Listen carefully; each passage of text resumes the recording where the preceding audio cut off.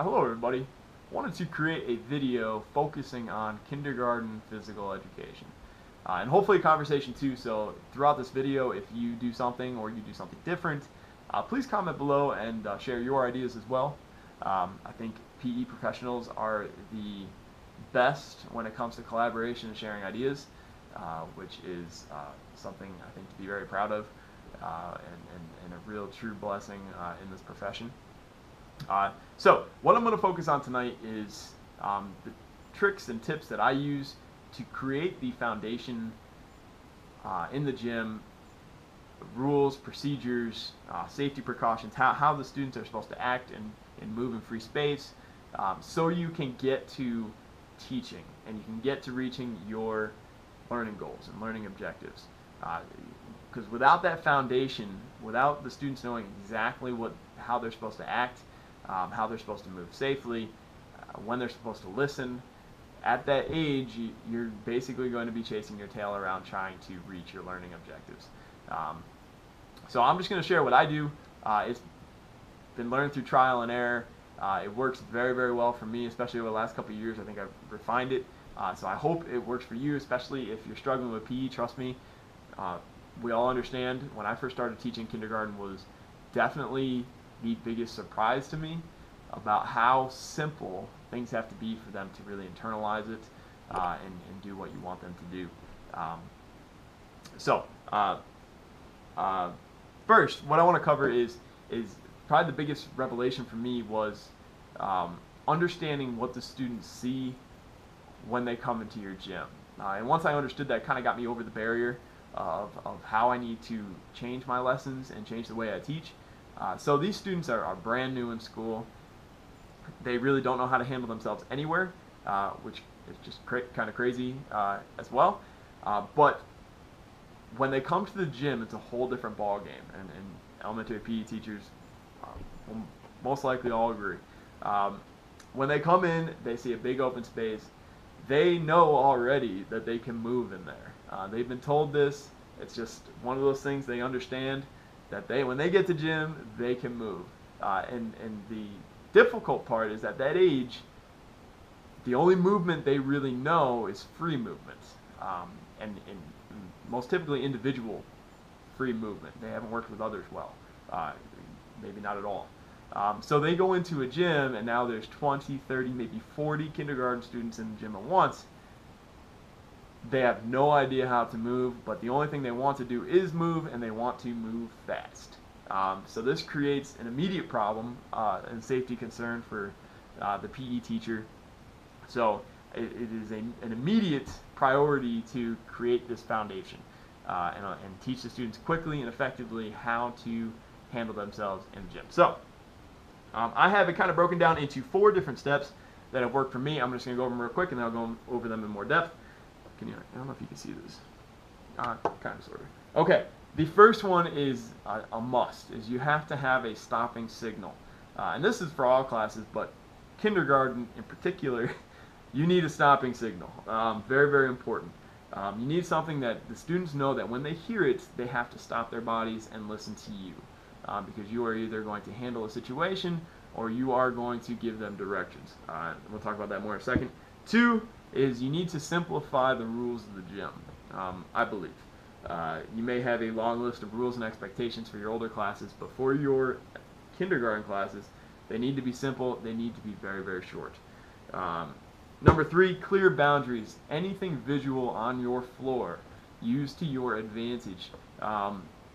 Having them just come to a certain area of the gym is going to be difficult for a lot of students. There needs to be a line, a color, something for them to come to and put their toes on, or something to follow, or just a boundary where they can't go outside of.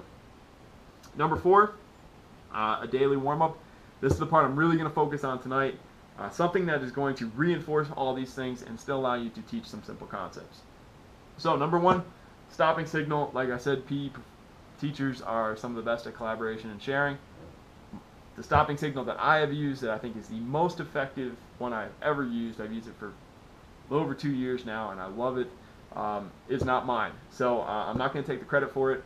I will post the link below. It is from the PE specialist, Ben Landers. His stopping signal is fantastic. Thank you, Ben. Appreciate it. It's really changed my gym, and I hope you check it out as well. Number 2, simple rules. For kindergarten, I have 3 rules. Rule number 1 is they are not to fall down. Rule number 2 is they are not to crash into others.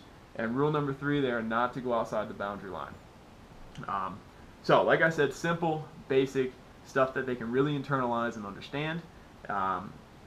Number 3, clear boundaries.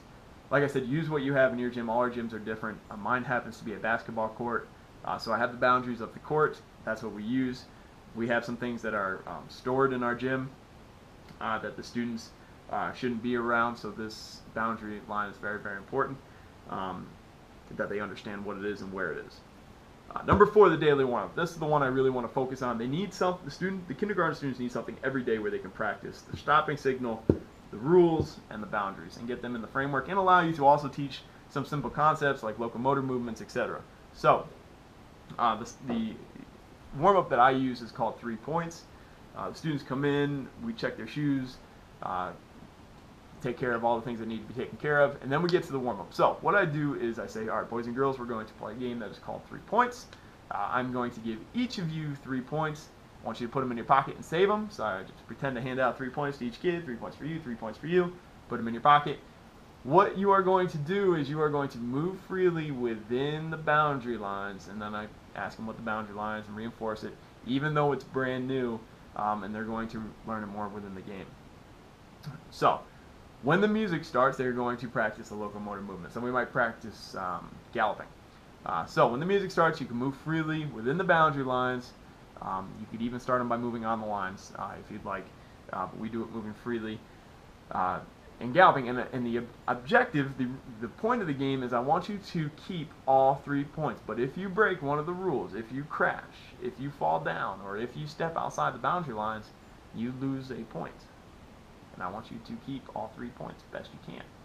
Now, you're going to run into some problems with honesty, which creates some fantastic teaching moments for you in the class. So after about 20 seconds of music and the kids galloping around, you will stop the music and say, all right, practice your stopping signal. All right, friends, now I want you to show me how many points you have. Some kids holding up 3, some kids holding up 2, some kids holding up 1.